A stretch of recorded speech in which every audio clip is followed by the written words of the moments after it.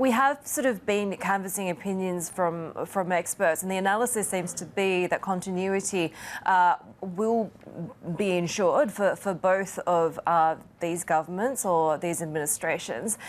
Where's the uncertainty for you, particularly when it comes to Iran and the fact that Raisi was one of the top contenders to replace the supreme leader? Right. That's really the biggest question, I think, now for Iran is who is next in line to replace the supreme leader, who is in his mid-80s at this point. And many people had believed the late president had been set up or had been in position to take that spot. Immediately for Iran, they have to. We're expecting elections to take place within the next 49, 50 days. So that will determine who the permanent replacement is as president of Iran. But that, we'll have to how that unfolds and who emerges from that process, whether it's the current interim president, Mohammed or someone else. There will be some sort of a power struggle, we expect, between possibly the interim president, the supreme leader's son, and always a chance that some kind of a third candidate emerges in this process. So there's, I think, even less of a focus on who becomes the president in 50 days than on who gets set up from this process to become the next supreme leader.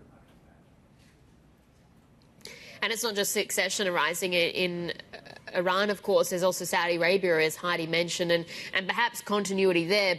But do you see these changes sort of derailing the détente that was brokered by China last year, and also as well Iranian support for regional proxies?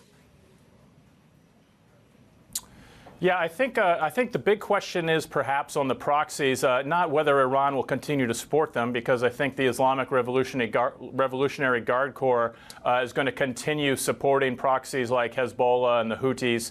That will continue. I think both sides in this, Saudi and Iran, see the benefits of trying to sustain that détente. In Saudi Arabia, of course, you have Crown Prince Mohammed bin Salman, who has been long running the day-to-day business of the kingdom and leading many of its biggest initiatives, whether it's you talk about the 2030 plan, the outreach with Israel, the work with the OPEC Plus group. I mean, MBS has been basically at the forefront of all of that. So I think there would be very little policy change coming. It may slow down some critical decisions, such as this agreement to potentially reach a deal with the U.S. over security and energy. But I think both sides, when you look at the big picture, have seen the benefits. These are two of the historically biggest rivals in the Middle East. They are trying to get over that to some level. So the more uncertainty, I think, comes with the kind of internal politics of Iran at this point, rather than the foreign policy of either nation. It's an extraordinary. I mean, I think our last guest has said it's never an uncomplicated time in the Middle East, right? But this comes just a few weeks after we've seen kind of this shadow war, if you will, test red lines between a number of these parties. And I do wonder how much more complicated does this get with the leadership change in Iran potentially, and how that impacts this conflict that we're still seeing in Gaza. We've also just gotten the ICC levelling these arrest warrants against both Netanyahu and Hamas's Sinwar for crimes against humanity. Yeah, you have the ICC decision. It's not clear how that will be enforced. It was not surprisingly rejected by all sides when it came out that they are seeking arrest warrants for both top leadership of Hamas and the top leadership of Israel.